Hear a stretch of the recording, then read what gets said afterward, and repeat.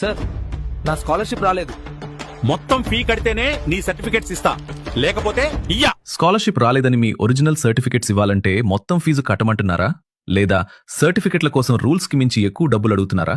ఇలా మీ original certificates ని hold చేసే హక్కు చట్ట ప్రకారం ఏ కాలేజీకి లేదు.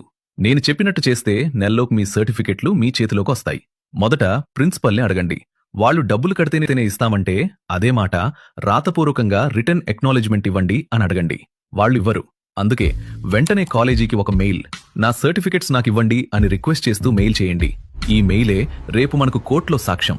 కాలేజీ స్పందించకపోతే ఆ మెయిల్ని మీ యూనివర్సిటీ వైస్ ఛాన్సలర్ వీసీ మరియు రిజిస్ట్రార్కి ఫార్వర్డ్ చేయండి. వారు కూడా మౌనంగా ఉంటే హయ్యర్ ఎడ్యుకేషన్ డిపార్ట్మెంట్కి మెయిల్ చేయండి.